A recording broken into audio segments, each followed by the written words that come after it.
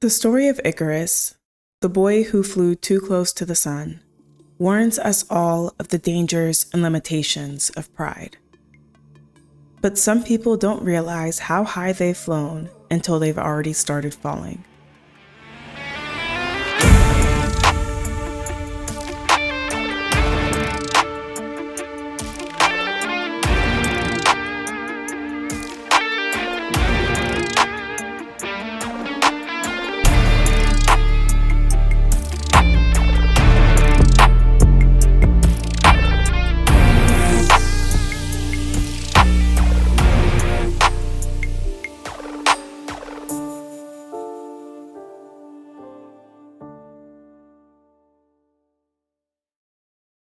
Hi, I'm Cam, And I'm Dev. and you're listening to Criminalish, a true crime podcast where two best friends trade stories ranging from the wild and wacky to the downright messed up.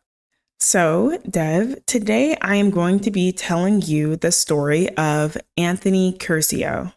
Have you ever heard that name before?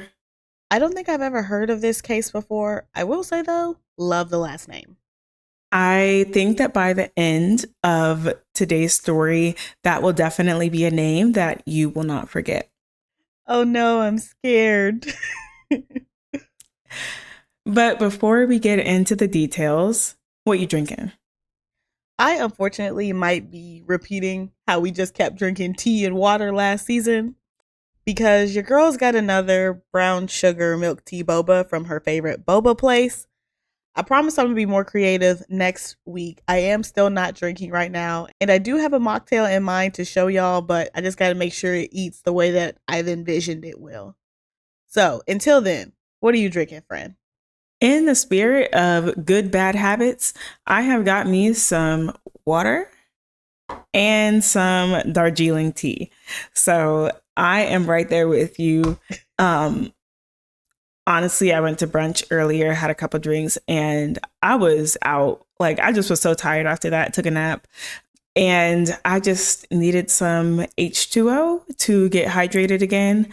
So that's what y'all gonna get today. But I do promise that we have a great story in store for you.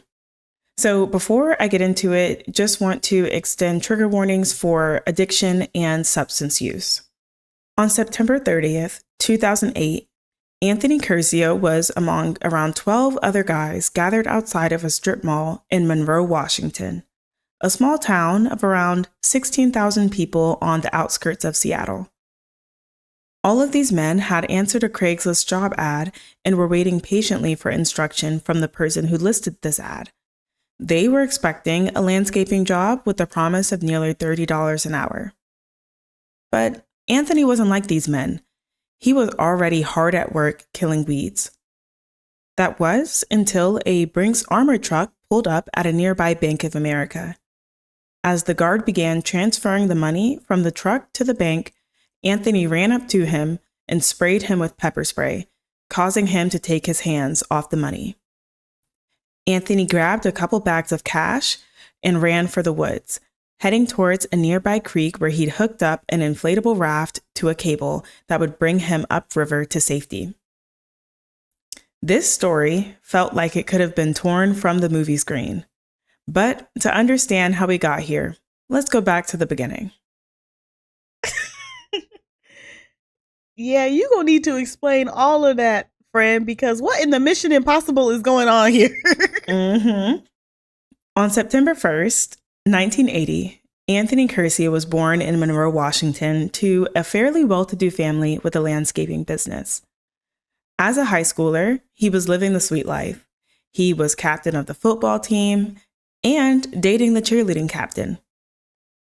Now, this wasn't anything new for him. He came from a family line of greats. His father was a star wide receiver at the University of Idaho. His grandmother, mother, and older sister had all been homecoming queens. So, like I said, this really was nothing new for Anthony. His family was very well known in Monroe, Washington. So yeah, this really was nothing new for him. People were not only looking up to him, but up to his whole family. And this greatness continued. He got an athletic scholarship to the University of Idaho, And his girlfriend, Emily, was going to Washington State University, which was only about 15 minutes from him. It really seemed like nothing could go wrong. However, this dream would come to an end during spring practice at college when he tore his ACL. And Dev, I know both of us spent some time in intense sports and you more time than me. So, can you just tell our viewers and listeners a little bit about what a torn ACL might mean, especially for someone's football career? This is going to sound so cold and mean, but depending on the severity of the tear, that can end your entire career. And if he had any hopes of going professional, a lot of teams simply won't recruit you because they'll look at you as a liability for already being injured. It's sad and it sucks, but it's the truth. And Cam already knows this, but I had a very, very severe knee injury my sophomore year of high school. And I was on crutches for like 4 months and trying to get back into my sports post that injury. Luckily, I did not tear my ACL, but I ripped a piece of cartilage in my knee. And it was so difficult to even just to get back into running and turning quickly and flipping over, and all that stuff was so difficult. So it weighs on you both physically and mentally, because especially if you had really high hopes of continuing your football career, that's devastating because in a lot of ways you can feel like your entire professional athletic career is over. Yeah. And Anthony was definitely feeling this. And this really wasn't helped by the fact that to help him recover, his doctor had prescribed him Vicodin. Along with all of the mental difficulties that he was dealing with, recognizing that his football prospects were dwindling by the second, he began spending a lot more time drinking with his frat buddies and would even skip class to drink sometimes. So he was drinking a lot more. He was not doing well mentally, and he'd just been prescribed some very strong pain pills. And I just want to jump in here really quick to say that I think sometimes people who are on the outside looking in, who maybe don't have that like love and dedication to a sport, may not know how utterly devastating an injury like tearing your ACL can be. Because I think people only think about it in the aspects of, oh, you can't play your sport anymore. You know, it's not that big a deal. But when you love your sport, when you have dedicated years and years of your life to this sport, in a way, you have made this sport your identity. And when you have that catastrophic injury, it feels like a portion of your identity has been stripped away from you and you don't really know who you are. And I know to the average person that might sound very dramatic, but I'm telling you, as somebody who did it, I dedicated almost 15 years of my life to my sport when I got injured. And I didn't know what to do with myself during my injury. Because what do you mean I'm not an athlete? I'm Devin the athlete. I'm Devin who does 3 sports. I'm Devin the head cheerleader. I'm Devin the tennis player. That's who I am. And when you're not doing those things and you can't do those things, you quickly forget who you are. And I think it's also important to remember that he's still very young. I had that crisis when I was 16, 17. But if he's in his early 20s or late teens having this, it can be utterly devastating. And I just wanted to take a moment to talk about that because sometimes I don't think people really understand how much it hurts you as a player when you get injured like that, especially when you are dedicated and you love what you do. Yeah, that's a really good point. And I think that was really true for Anthony. Not only, had he spent so much of his life doing this sport, but it was almost his legacy too. Like he'd expected to continue going on, to be the star player at University of Idaho, to follow in his father's footsteps. And I'm sure in his head, he's lost a part of himself, but he's also let down his family. He's let down his community because he was like, oh, y'all expected all these great things of me and I can't do those anymore. Absolutely. I think that was so beautifully said, especially when you talked about feeling like he had let down his dad. I'm sure that devastated him. I 100% could understand him feeling utterly devastated about that. And subsequently apparently not handling this very well. Exactly. And this wasn't helped by the fact that he soon enough lost his spot on the team. And this is a quote from Anthony himself. He said, quote, "All my success in life had revolved around this game. Now that I was injured, I was nothing," end quote. And that encapsulates what me and Dev were just talking about. You know, he really felt like he'd lost everything in his life. His life meant nothing if he couldn't play this game. And yeah, while that might sound dramatic from the outside looking in, that was his truth. That's so sad, but man, do I know exactly how he feels.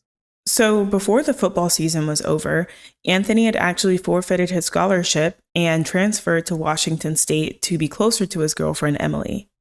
But even though he was away from his old frat brother and maybe some of the negative influence they might have had on him regarding drinking, here he ran into a different issue. By the time that he transferred, his Vicodin prescription had run out and he was experiencing withdrawal. And this withdrawal was tough. He couldn't sleep. He was vomiting, having diarrhea, cramping, like it was painful. And at one point, he even tried to injure himself to get another prescription by basically kicking like an oat coffee table. But this didn't work, so he turned to writing fake prescriptions and buying pills on the street. And soon enough, he was popping about 30 pills a day. Addiction is so sad and it's so hard. And I just find it so sad that people are prescribed these super hard pain meds with, in my opinion, no regard for how likely, I'm going to say likely, they are to become addicted to it. But why on earth do you prescribe somebody in their early 20s Vicodin? Why do you do that? Yeah. And then also, I don't think there's enough thinking about like people's family history of addiction or anything like that.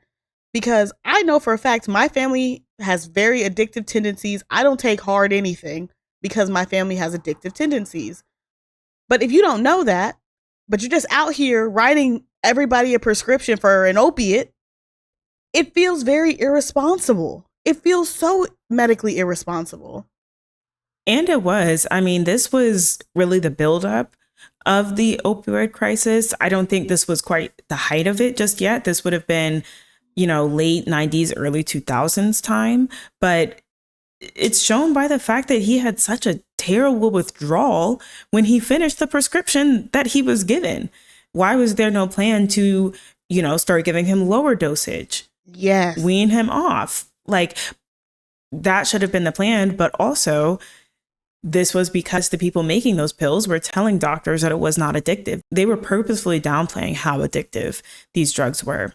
Exactly. And like, I'm not going to lie to you. I know we talk about how a lot of things make sense on this podcast, but I completely understand people's addictions, especially to opiates, because if the alternative is I'm in extreme retching pain or I take this drug, I too would choose to take the drug. I think it just makes sense. Other than being unbearable pain. Right. And then when you mix that with emotional and mental pain, it makes a lot of sense. But later in his first year of college, Anthony ended up coming clean to his girlfriend, Emily, about his drug usage, and he did go to rehab that summer. And it seemed like this had helped him get his life back on track. He ended up actually proposing to Emily after graduation, and the two were soon married. In the next few years, the couple would have 2 daughters. Anthony would end up getting his real estate license and would begin flipping houses around 2004. And yeah, like it seemed like their life was back on track. His high school fame aided in his success as a realtor, and he was pretty successful, I should say. He purchased a 4,000 square foot lakefront property for him and Emily, and life was back on track. Life was good. But like I said, Anthony began flipping houses in 2004. And we all know what was coming just a few years later. I was just about to say, I can feel the big old butt. It's a big old butt. I can feel it coming. So, as 2008 approached and the housing market began crashing, Anthony fell along with it. To deal with the stress and pressure to flip houses, Anthony began taking drugs again, mainly cocaine, to be able to stay up and complete the renovations that were needed to flip the house. Despite all this work, the houses that he was working on still ended up going into foreclosure. Soon, he went from having $200,000 in his bank account to $20. Both his and Emily's cars had been repossessed, and they were about to lose their home. Oh, you poor things. I hate that because he worked so hard. He took the steps. He was honest and open with his girlfriend about his struggle. Also, kudos and props to her for actually being kind and listening to him and allowing him the space to be vulnerable with that and still choosing to be with him and support him. So that's beautiful on her part as well. And he takes all this work and he does all this to make himself better, to put himself in a good position. And then everything crumbles around you and you relapse. And it's just so sad because you worked so hard to get out of the space you were in before. And this is why I understand addiction so well, because again, everything is crumbling around me and I don't know how to deal with it. I don't know how to process it. But that person still remembers what it felt like when they were on whatever drug of choice they were on and they didn't have to deal with all these external things. It just makes life easier to deal with when you're on all this other stuff. And you relapse. And I feel really bad for him. I feel really bad for him. Yeah, because it's a lot to deal with, especially when you're not only providing for yourself, you're providing for your family, your wife and children, and everything is falling apart and you feel like you're letting them down. All of that pressure, it definitely makes sense why he broke. Especially considering the fact of if you take that in relation to his previous statement about how when he lost football, he felt like he lost everything. You can tell that when he's not doing the things that he feels like he's supposed to have done or the things that he has decided is what puts value in him, he doesn't know how to cope with that. So now we're in a situation where you've lost everything again. And last time you lost everything, you were on these drugs and it made it a lot more easier to cope. And now you don't know what to do and it's triggering you in a way to go back to those old behaviors. And that sucks. That's so sad. I hate that. And at 28, Anthony felt like he'd come so far, but he still couldn't run from failure fast enough. He was stuck between a rock and a hard place and couldn't see any way out. That was until one day he saw an armored truck pull up outside of a Bank of America. And that got him thinking, what would it take to rob an armored truck? And at first, he thought it was a crazy, impossible idea. But as he continued to research, what began as a crazy idea shifted into a concrete plan. He saw examples of people stealing from Brinks trucks and actually getting away with it. He did intense research on Brinks, their trucks, how they track them, their typical schedules, etc. And as he began to sketch out his plan, he targeted the Bank of America in Monroe since it was right next to the woods and would make for an easy escape. He decided to use the creek that ran through the woods as his escape route. At first, he was going to use a jet ski to basically ride along the creek and escape, and he'd even dug out a channel in the river, which took weeks, mind you. However, when he did a test run with the jet ski, it hit a boulder and broke off a part of the jet ski, so he decided to go with an inner tube, which is similar to what you might see in like a lazy river or what you might see people in when they're like behind a boat. And he even strung up a cable so that he could pull himself up the creek. Yeah, this man was doing some intense planning. Anthony was basically splitting his time between the bank and the creek. When he was at the bank, he was casing the area and planning out the specifics of the heist. And he used his parents' landscaping company as a cover since he'd begun working there. So he would basically come in landscaping gear and pretend like he was doing some landscaping work, but he was really checking out the bank, figuring out the schedule of the armored truck. Sounds like a Fast and Furious plotline to me. I don't see what the problem is yet. He was watching a lot of crime movies. That was included in his research. Oh, goodness gracious. On the morning of September 9th, 2008, Anthony had planned to do a dry run, but got cold feet at the last second. He ended up ditching his landscaper disguise and radio behind a dumpster right by the bank. And when he returned later to grab these things, there was an unhoused person right near the dumpster. Anthony talked to this person for a bit before grabbing the things, getting back in his car, and driving away. And a few days before the heist, Anthony placed an ad on Craigslist asking for 15 to 20 workers for a city cleanup project. They would get $28.50 an hour for a 9-day cleanup project and were asked to wear jeans, a blue shirt, work shoes, a yellow safety vest, safety goggles, and a painter's mask. In the ad, he also asked the workers to meet in the Bank of America parking lot around the time the armored car would pull up. The ad explicitly stated that they should not leave even if the project manager is not on site yet. You putting it together, Dev? Yup. I'm going to go ahead and say you set this up beautifully, friend. You set this up beautifully. Thank you. I love when the puzzle pieces fall in place. That was beautiful. Oh my God. So now that this picture is getting a little clearer, let's go back to September 30th, 2008. Right after Anthony pulled off his daring heist and escaped into the woods. So after pulling himself up the creek in the inner tube, Anthony got out of the creek with about $400,000 in tow and ran into an apartment complex where he stole a shirt out of the laundry room to replace his wet shirt. And from there, he called a friend and asked for a ride to the motel where his other friend was waiting. Sir, you didn't have your new outfit and your getaway car ready to go? You had to call somebody? Come on now. I will say on this piece, I did read a couple of different things.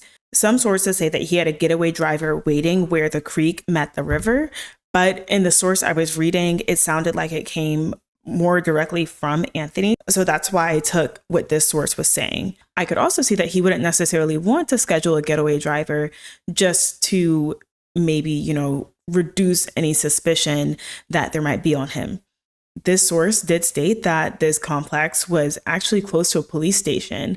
And I think he was trying to do some reverse psychology with this, where it's like, I definitely can't be a suspect. I was at this complex that was right near the station. So how would I have been at the Bank of America robbing somebody?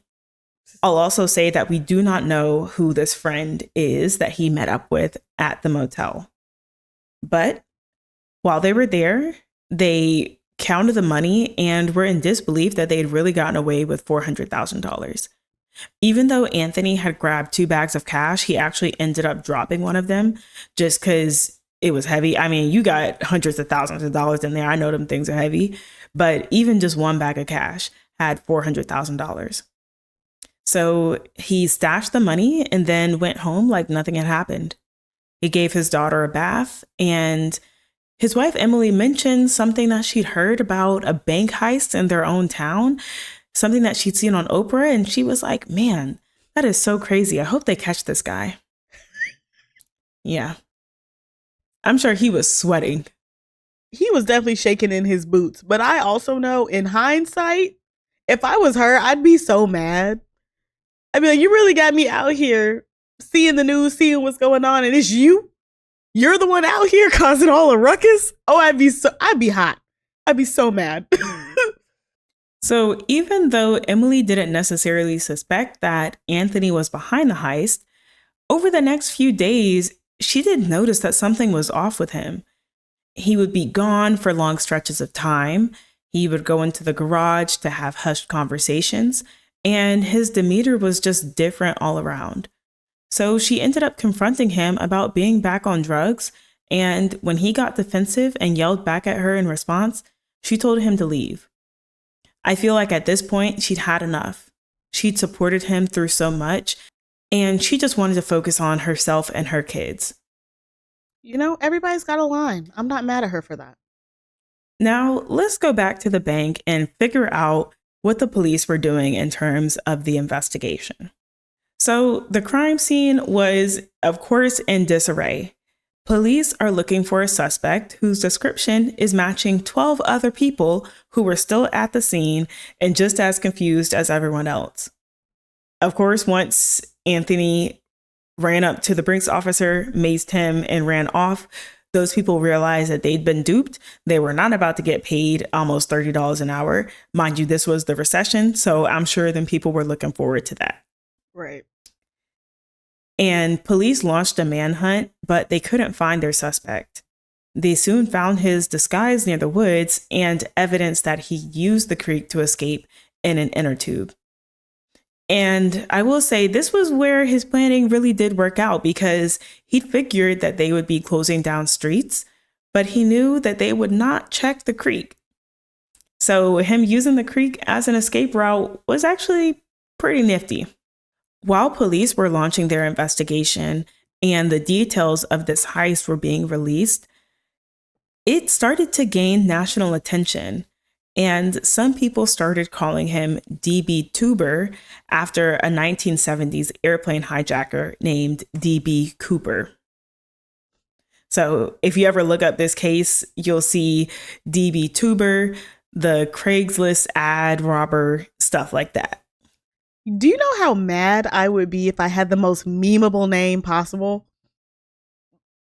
I'm sorry. You're a meme. You're not a criminal. You're a meme. Exactly. But honestly, if I got $400,000, call me what you want. You know what? Facts.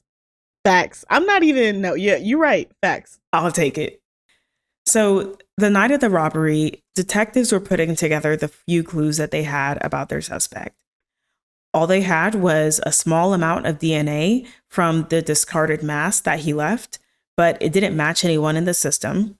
And they had a little bit of security footage from the bank, but it was pretty grainy, and it really didn't give them that much detail on their suspect, aside from the fact that he was tall, maybe young, and most likely white, maybe.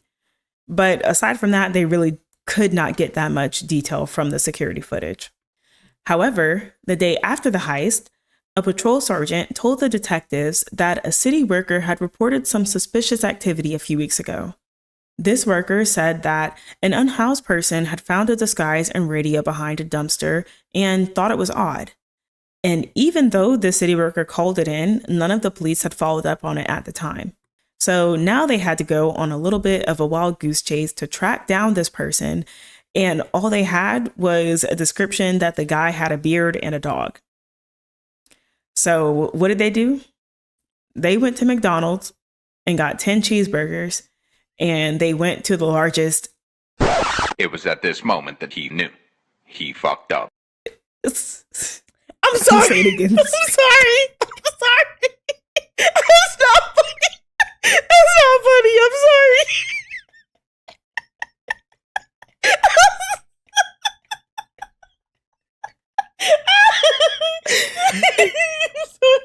I'm sorry. I'm sorry.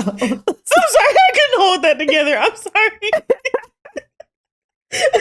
Oh my gosh. I don't know.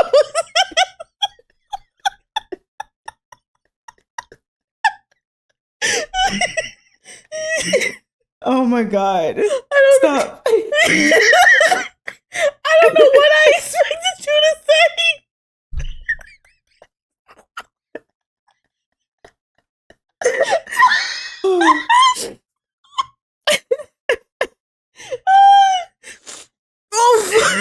Oh my God.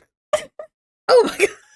I don't know what I expected you to say, but for some reason, it was not 10 cheeseburgers.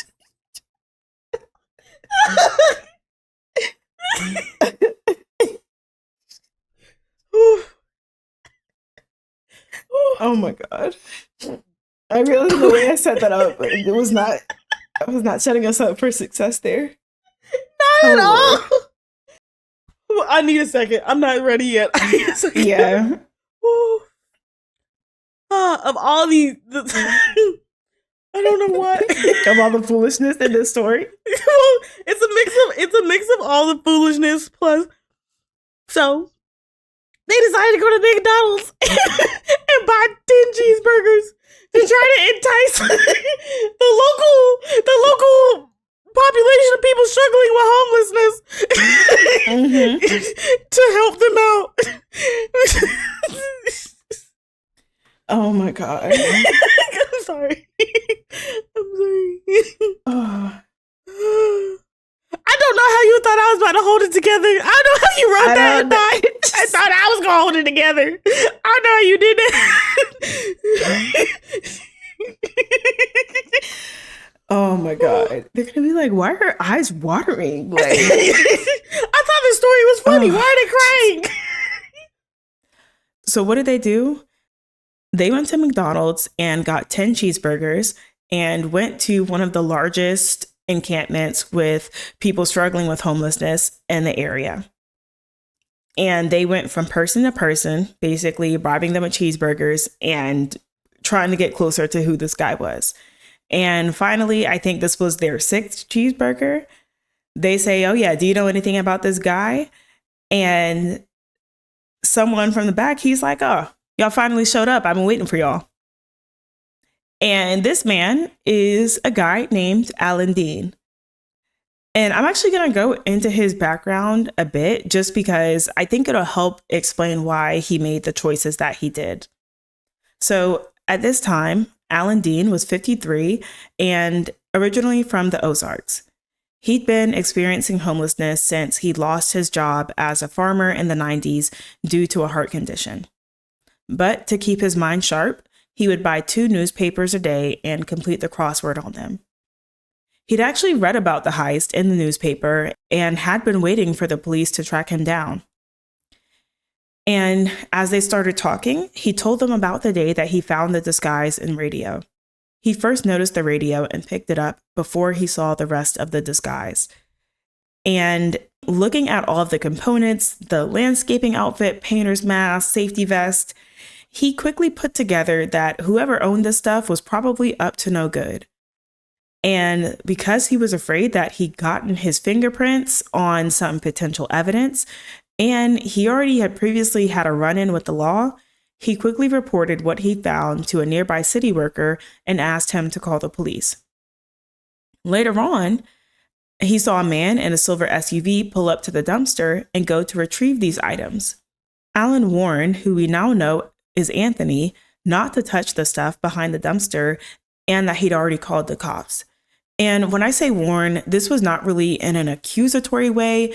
It was more like, hey, dude, I wouldn't touch that if I were you. He didn't really suspect Anthony at this point.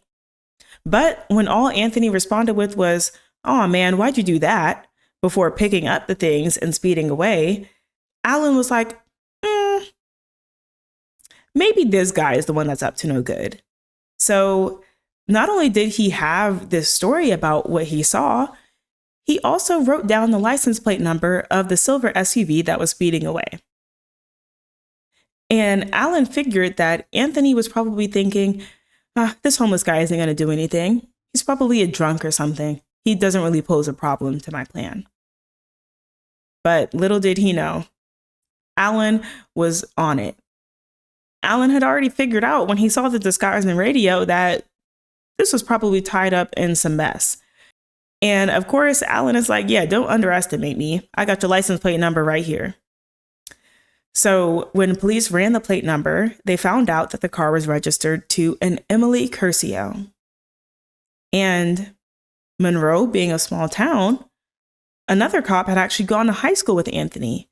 And when they showed this cop the grainy surveillance footage that showed Anthony launching at the Brinks guard, the cop conceded that, Anthony was an athlete and that could be him in the video. But of course, this is not nearly enough information to arrest him with. So they started tracking him.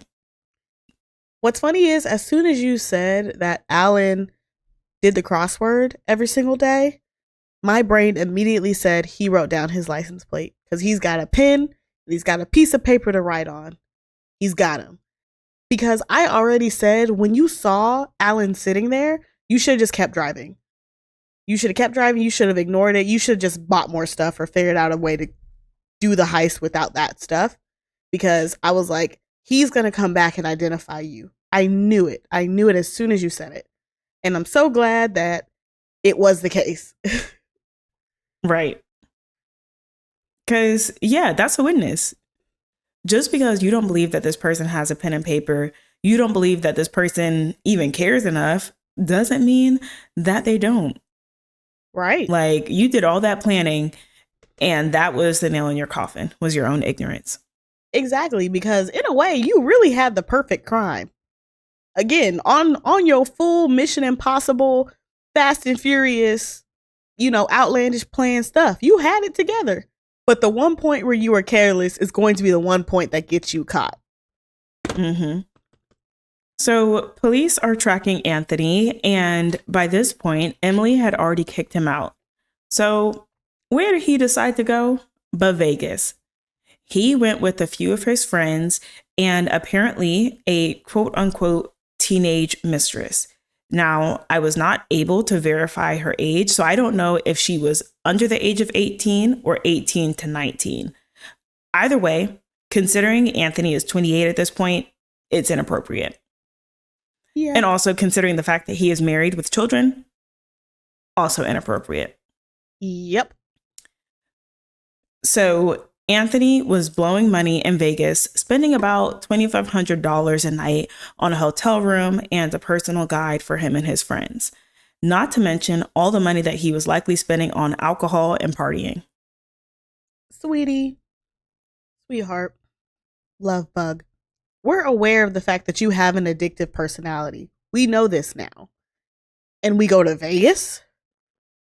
We go to Vegas with our addictive personality? After, again, I'm telling you, bro, if I had pulled off the perfect crime, the way that this wouldn't even be an option, because the way that me and my family would be living in a country that doesn't extradite and is really cheap to live in. Like, that's where we would be.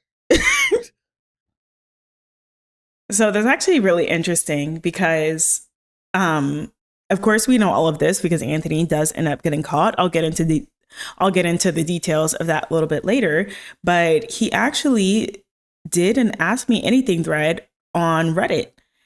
And someone asked him, why didn't you move? Why didn't you leave? And he said that was never his plan. He never wanted to leave Monroe. He wanted to live with his family, and he thought he'd pull it off and he'd be able to just be living under the cops' noses for the rest of his life. Honey, how? Right. But after some time, he came back to Monroe from Vegas, and the police continued to track him. They saw him throw out a Gatorade bottle and collected it for DNA. Once the DNA came back as a match, they were ready to arrest him. And now let's also recognize it's not just the Monroe police that are on this. Man, you got the FBI on you. You robbed a Brinks truck. You attacked a bank. This ain't just a Monroe thing. Right. It's a federal thing. Because what does Devin always fear? Them 3-letter agencies. Bingo. I don't understand people who think they get away with this crap. I don't understand. Especially once the feds get involved, I would have turned myself in. Because once the feds are involved, they already know. They know everything. I'm just turning myself in at that point. Right. So on November 3rd, 2008, Anthony was waiting to meet up with a friend to exchange about $20,000 in cash. It seemed like this was, part of the way that he was laundering the money. He apparently had a couple of small businesses in Monroe that he was using to launder the money, and it seemed like this was maybe part of that. So he pulled up in his new Range Rover, which was one of the purchases he made after he came into that large sum of money. I will say he purchased this under a friend's name, not under his own, to cover his tracks. But as he stepped out his new whip, he found himself suddenly surrounded by police. And as they told him to get down and get on his knees, he apparently said, quote, "This is slander. Do you know who my parents are?" End quote. Sweetheart. No, you did not. No, you did not. Yeah. He pulled the call my parents card. That don't work with the FBI. Baby, you're an adult. You're an adult. Do you know who my parents are? I would have loved nothing more. This is why I can't never be no FBI cop or anything like that, because I'm going to get hit with unethical complaints, right? Because my immediate reaction, I would have just lied. Yeah, I do. Now get down on the ground. So following Anthony's arrest, police were able to recover about $220,000 of the $400,000 that he stole. So he did have someone he was working with, but that person still to this day has never been revealed. And it's believed that that person had their cut. So it wasn't that he spent $180,000. It was that that person had it. And Anthony was about to give them up. They're not about to give themselves up. They took that money and they, went about their way. But they had actually originally let him out on bail. But he was arrested again that next January after he contacted a witness, because that is considered witness tampering. Yes.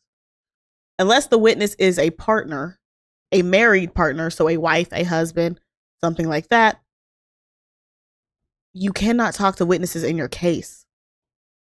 Right. So Anthony didn't really have a trial because on May 5th, 2009, he pleaded guilty to the robbery. And on July 27th, 2009, he did have his sentencing hearing, where he was sentenced to 6 years in prison and 3 years under supervised release. He was also ordered to pay back the remaining restitution of $115,000 in monthly installments. And I do just want to read a couple of quotes that came from this sentencing hearing. The prosecuting attorney said, quote, "All robberies are inherently violent and serious. This robbery stands out for its boldness, level of planning, and its ingenuity. As detailed above, Curcio was obsessive in his planning. He was very meticulous in thinking of almost all the details. He spent hours watching the bank to determine the schedule of the armored car. He also spent hours setting up his escape route, which included stringing up a cable to assist in his escape." But the prosecuting attorney also said, quote, "If he is able to control the demons in his life, he has great potential," end quote. Because it's like, yeah, clearly you're smart. Clearly you're creative, but you might just be applying that creativity to the wrong place. I completely agree with you and the prosecutor, because this is the kind of ingenuity that people are looking for in the medical field, in life and problem solving, just like that meticulous planning of things. If you could find that and harness it and do something constructive and good with it, usually by actually having some kind of guidance to help you out, you can make such a difference. Like, very seriously. And in his scenario, it does relatively seem like the robbery was done out of desperation, but I'm a little iffy considering the whole like teenage mistress and going to Vegas thing. But initially, it made me feel like you were doing this to save your family and hopefully not get kicked out of your house. But right. And I think that was the initial motivation, but people with substance use issues, when they are on those substances, they do sort of become different people. And along those lines, Anthony's wife, Emily, also wrote to the court and said, quote, "The path of destruction Anthony was on had only 2 destinations, prison or death. And I am so grateful, especially for the sake of his daughters, that his new home is a cell and not a coffin," end quote. whoa. That's so eerie. Because we're talking about the case and we don't really know what he's dealing with for real. She sees him every day. Mm-hmm. She knew from jump because she was holding him down in college when this first happened. Ooh, that is so eerie. And that also makes me feel like his substance abuse and maybe even like just his life in general was way worse than I initially thought it was. Yeah. And I heard this on one of the podcasts, but I didn't actually see it when I was reading and doing my research. But one of the podcasts said that prior to this, he was spending about $15,000 a month on drugs. So, part of the money that he was making, that was going to go to his drug habit as well. And it was only a matter of time before it went too far. Yeah. And the scary thing is, it's only going to go up. If he were to continue down the path of destruction, you have to work your way up to spending that much money on illicit drugs. You have to. Right. Nobody starts taking drugs and is spending $15,000 on them. It's only gone up from when he started. Wow. Right. And then he was coming from a place where, maybe $15,000 a month wasn't too big of a ding in his account when he was making a lot of money. But when the housing market started crashing, he doesn't have as much money, but he still has this habit. Right. And so having to reconcile those two, that's also difficult. So Anthony was sentenced, and he would serve his time between two mid to low security facilities in Texas and Florida. He ended up only serving 5 years because he got a 1-year reduction in his sentence after completing a drug rehabilitation program. And while in prison, he actually wrote a memoir called Heist and High about his drug addiction and the heists that he became famous for. On the other side, Alan Dean was actually able to purchase a car with the reward money and drive down to Arkansas to see his family, which was a goal that he'd had for years. And for Anthony, it really seemed like his time in jail had had an impact on him. One of the most impactful moments was likely when he got put into solitary confinement for about 7 months after 2 of his cellmates attacked another person, even though he didn't even participate in the attack. And from what he said, this was a terrible experience that drove him to his breaking point. And at this point, he decided to just give it up all to God and had to admit to himself that he was where he was at because of no one else but himself. It was no one's fault but his own that he was there, and he couldn't really be mad at anyone but himself. Because to this point, I think he tried to blame other people. Oh, if that guy hadn't ratted me out. Oh, if my wife hadn't kicked me out, whatever. And he just had to realize, what? All of it comes back to me. I am the problem. Wow. That's a level of accountability that we can't even get people on the internet to do. Exactly. Wow. It is sad that he had to hit his lowest point in solitary confinement, because I'm very anti-solitary confinement. I don't think it actually helps anybody. I feel like it just makes people worse. We're not meant to be housed like that. I don't have a better word for that. But I do love that he just took something that was so bad, acknowledged his part in it, and is like, I got myself here. I did this to myself, and I have to take responsibility and ownership of the choices that I have made that have brought me here. That is beautiful, because again, people hate taking accountability for things. And for him to do that, I'm so proud of him for that. I'm so proud of him for acknowledging his role, and presumably, I'm assuming here because Cam has not confirmed it for me, but presumably doing better in the future. Exactly. And like I said, after prison, it seems like he really had changed.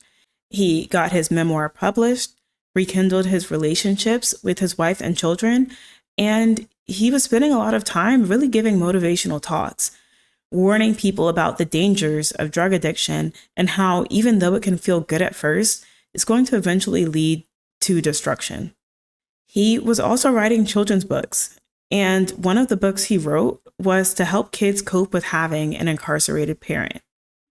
And in the end, Anthony is actually thankful to Alan Dean for turning him in.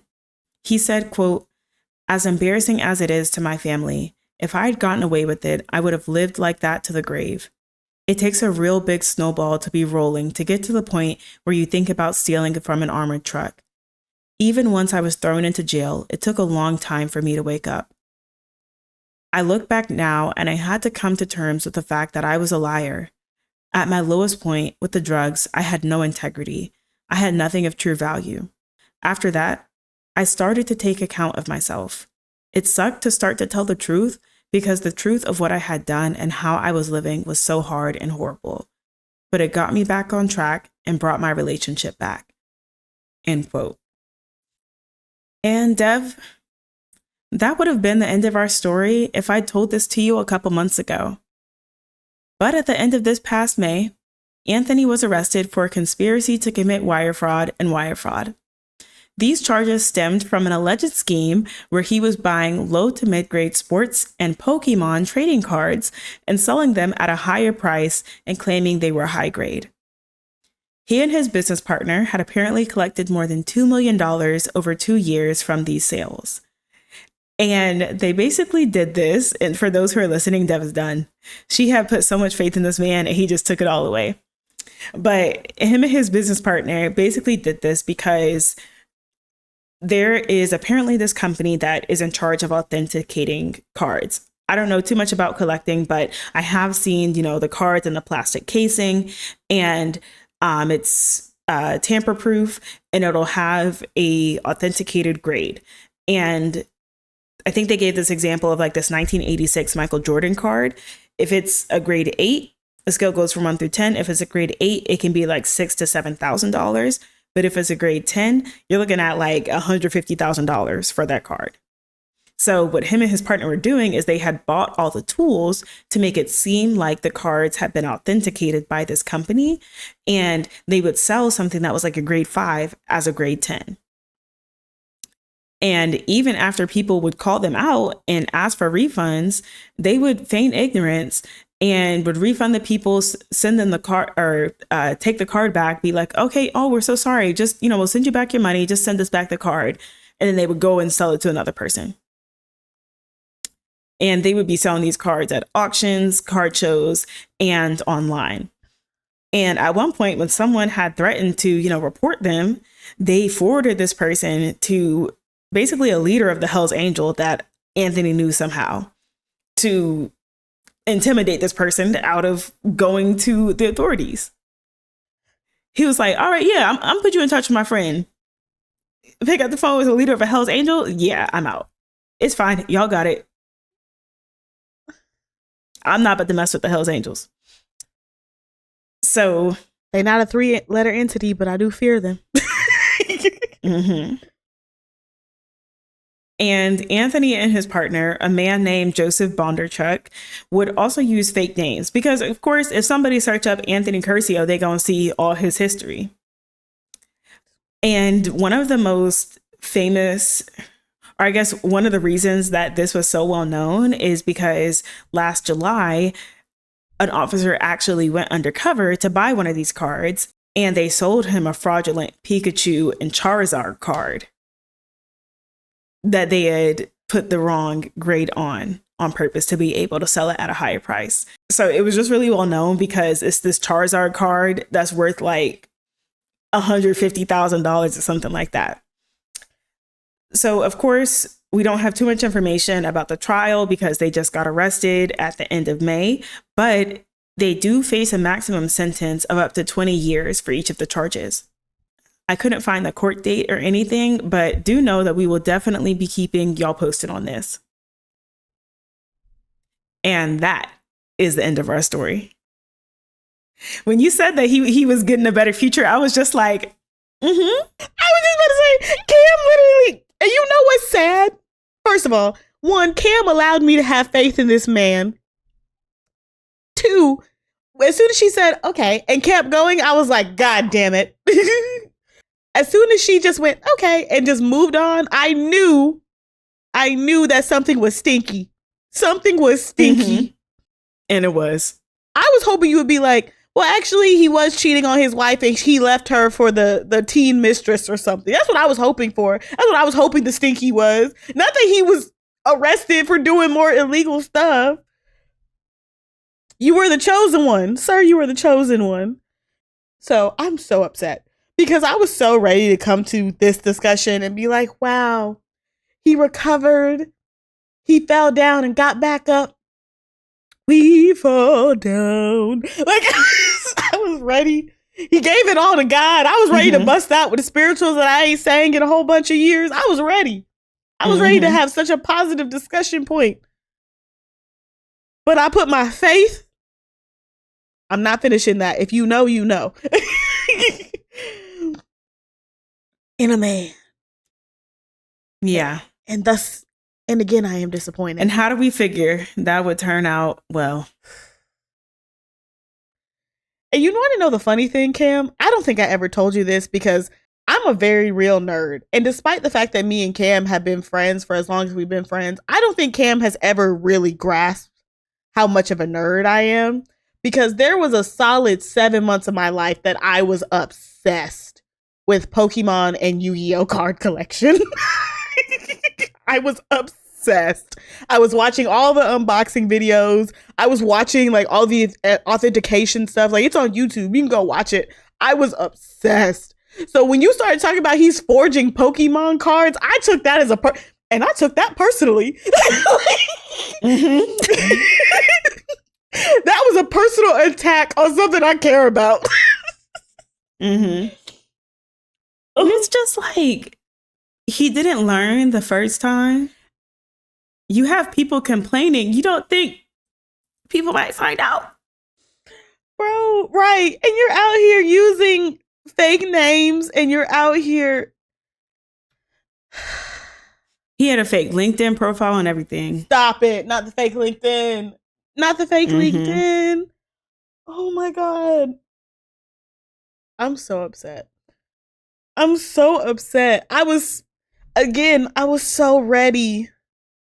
I was so ready to just have a positive ending, positive closing. Just be like, wow, ain't life grand? I was rooting for you. We were all rooting for you. How dare you? Wow. If you don't know, again, because nerd. There are people who will literally spend hundreds of thousands of dollars on like perfect condition, especially for Pokemon cards. I was never a collector of Pokemon cards. I was definitely a Yu-Gi-Oh kid, so we had all the Yu-Gi-Oh cards. People were spending hundreds of thousands of dollars on like, especially Charizard, especially Pikachu. Those were, not only were they really expensive, but they were also so expensive because they were rare. Very rarely do you just have a Pikachu card at all, let alone it could be a grade 1 and somebody would still pay an obnoxious amount of money for it because they just didn't make that many of those cards. So it's crazy. It's crazy. I'm so disappointed, and I'm more disappointed that you were scamming people out of Pokemon cards than I am that if you were just cheating on your wife and you left her. Because quite frankly, I expect men to do that. I expect men to cheat on their wives. I expect them to move on. I'm sorry. Sorry. I do.